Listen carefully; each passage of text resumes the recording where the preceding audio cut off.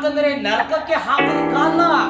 ನಾವು ಈ ಲೋಕದಲ್ಲಿ ಫಲಬಲಿತರಾಗಬೇಕು, ಆಶೀರ್ವಾದ ಹೊಂದಬೇಕು, ಮತ್ತೆ ನಿತ್ಯ ಜೀವವನ್ನು ಹೊಂದಬೇಕೆಂಬುದಾಗಿ, ಪರಲೋಕ ರಾಜ್ಯದ ವಾರಿಸಾಗಬೇಕೆಂಬುದಾಗಿ.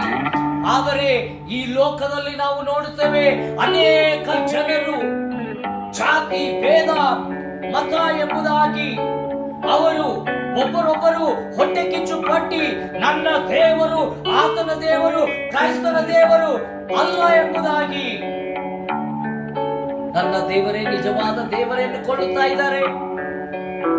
ನಾವು ನೋಡುತ್ತೇವೆ ಈ ಲೋಕದಲ್ಲಿ ಸೃಷ್ಟಿಕರ್ತನು ಸೃಷ್ಟಿ ಮಾಡಿರುವಂತಹ ದೇವರಿಗೆ ಸೃಷ್ಟಿಕರ್ತನ ಎನ್ನುತ್ತಾರೆ ಹೊರತು ಮನುಷ್ಯವನ್ನು ವಸ್ತು ಸೃಷ್ಟಿ ಮಾಡಿ ಅದಕ್ಕೆ ಅಡ್ಡ ಬೀಳುವುದು ಆತನು ಸೃಷ್ಟಿಕರ್ತ ಆಗುವುದಿಲ್ಲ.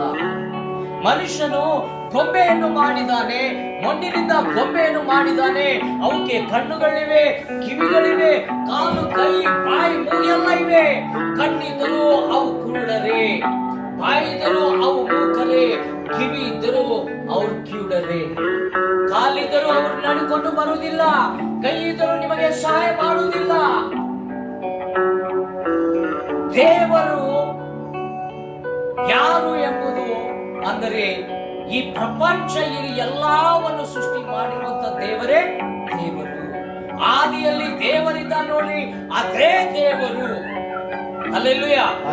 ನಾವು ನೋಡ್ತೇವೆ, ಆದಿಯಲ್ಲಿ ವಾಕ್ಯವಿತ್ತು, ಆ ವಾಕ್ಯವು ದೇವರ ಬಳಿಯಲ್ಲಿತ್ತು, ಆ ವಾಕ್ಯವೇ ದೇವರಾಗಿತ್ತು, ಆ ವಾಕ್ಯವೇ ನರಾವತಾರವನ್ನು ಧರಿಸಿಕೊಂಡು ಈ ಭೂಲೋಕಕ್ಕೆ ಬಂದಿತ್ತು. ಆ ವಾಕ್ಯಕ್ಕೆ ಯೇಸು ಎಂಬ ಹೆಸರು ಬಂತು. ಹಲ್ಲೆಲೂಯಾ. ಅಂದರೆ ಯೇಸುವೇ ನಿಜವಾದ ದೇವರು. ಯಾಕೆ ಯೇಸು ಈ ಲೋಕಕ್ಕೆ ಬಂದಿದ್ದಾನೆ ಎಂಬುದಾಗಿ, ಯೇಸು ಈ ಲೋಕದ ಜನರಿಗೆ ಸತ್ಯದಲ್ಲಿ ನಡೆಸುವುದಕ್ಕಾಗಿ, ಸತ್ಯವನ್ನು ಪ್ರಕಟಿಸುವುದಕ್ಕಾಗಿ, ಸತ್ಯವನ್ನು ತಿಳಿಸುವುದಕ್ಕಾಗಿ, ಶಾಪದಿಂದ ಬಿಡುಗಡೆ ಮಾಡೋದಕ್ಕಾಗಿ, ಪಾಪದಿಂದ ಬಿಡುಗಡೆ ಮಾಡೋದಕ್ಕಾಗಿ ಆತನು ಈ ಲೋಕಕ್ಕೆ ಬಂದಿದ್ದಾನೆ. ಪ್ರಿಯ ದೇವರ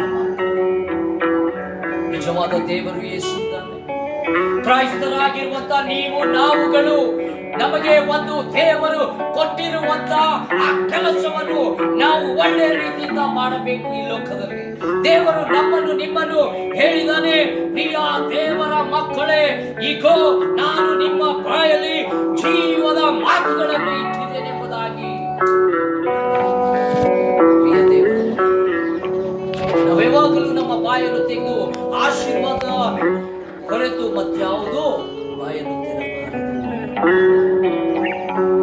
ತಂದೆಯಾದ ದೇವರು ಹೇಳ್ತಾರೆ, ನಿನ್ನ ನೆರೆಹೊರನ್ನು ನೀನು ಪ್ರೀತಿಸು ಎಂಬುದಾಗಿ.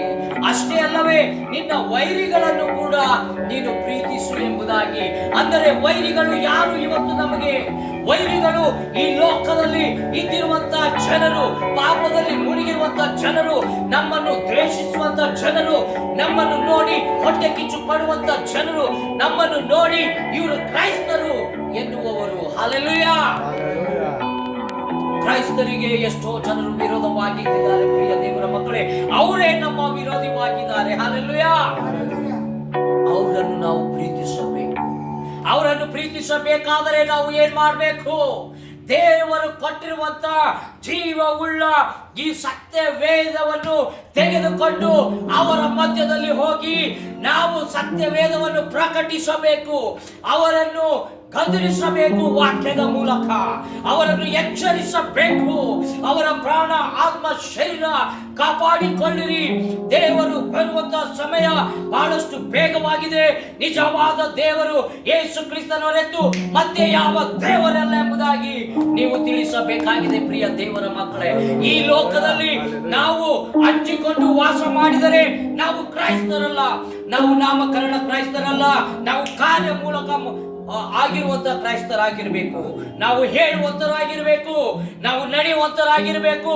ನಾವು ದೇವರಿಗೆ ಸ್ತುತಿ ಆರಾಧನೆ ಮಾಡುವಂತ ಮಕ್ಕಳಾಗಿರ್ಬೇಕು. ಹಲ್ಲೆಲೂಯಾ. ಕ್ರೈಸ್ತರಂದ್ರೆ ಕೇವಲ ದಿನನಿತ್ಯ ನಾವು ಪ್ರಾರ್ಥನೆ ಮಾಡುವುದಷ್ಟೇ ಅಲ್ಲ. ವಾಕ್ಯ ನನ್ನ ಪೂರ ಇಡೀ ಬೈಬಲ್ ಓದಿದೇನೆಂದ್ರೆ ಕ್ರೈಸ್ತರಲ್ಲ.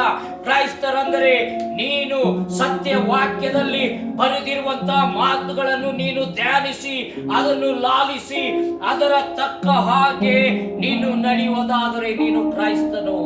ವಿಶ್ವಾಸ ನಂಬಿಕೆ ಕೊನೆವರೆಗೆ ಇಟ್ಟುಕೊಳ್ಳಬೇಕು. ವಿಶ್ವಾಸ ನಂಬಿಕೆಯನ್ನು ಇಟ್ಟುಕೊಂಡು ನಿನ್ನ ಆತ್ಮ ಪ್ರಾಣ ಶರೀರ ಕಾಪಾಡಿಕೊಂಡು ನೀನು ಕ್ರೈಸ್ತನಾಗಿದೆಯಲ್ಲ, ನೀನು ಇತರರ ಪ್ರಾಣಕ್ಕಾಗಿ ನೀನು ತೌಕ ಪಡು. ಹಲ್ಲೆಲೂಯಾ. ಇತರರ ಪ್ರಾಣವನ್ನು ನಶಿಸಿ ಹೋಗುವಂತ ಆತ್ಮವನ್ನು ನೀನು ಕಾಪಾಡಲು ಸತ್ಯ ವೇದವನ್ನು ಹಿಡಿದುಕೊಂಡು ಮುಂದೆ ಸಾಗು. ಇದು ನಿಮ್ಮ ಬಾಧ್ಯತೆಯಾಗಿದೆ ಪ್ರಿಯ ದೇವರ ಮಕ್ಕಳೇ. ಒಳ್ಳೆಯ ರೀತಿಯಿಂದ ನಮ್ಮ ಪಾಸ್ಟರ್ ಅವರು ಸುಂದರವಾದ ಶಾರ್ಟ್ ಮೆಸೇಜ್ ಅನ್ನು ಹೇಳಿದ್ದಾರೆ ರಕ್ಷಣೆ ಭಾಗ್ಯದಲ್ಲಿ. ಹಲ್ಲೆಲೂಯಾ. ನಾವು ದೇವರನ್ನು ಬಿಟ್ಟು ಬಹಳ ದೂರ ಆಗಿದ್ದೇವೆ. ಪಾಪವು ಕೊಡುವ ಸಂಬಳ ಮರಣವಾಗಿತ್ತು. ಪಾಪವು ಪರಿಶುದ್ಧತೆಯಲ್ಲಿ ದೂರವಾಗಿತ್ತು. ಯಾಕಂದರೆ ಪರಿಶುದ್ಧವುಳ್ಳ ದೇವರು ಪಾಪದಲ್ಲಿ ಆತನು ವಾಸ ಮಾಡುವುದಿಲ್ಲ. ಬೆಳಕು ಕತ್ತಲೆಗೆ ಸಂಬಂಧವೇ ಇಲ್ಲ. ಅದೇ ರೀತಿ ದೇವರು ಸೈತಾನಿಗೆ ಸಂಬಂಧ ಇಲ್ಲ ಎಂಬುದಾಗಿ ನಾವು ನೋಡುತ್ತೇವೆ.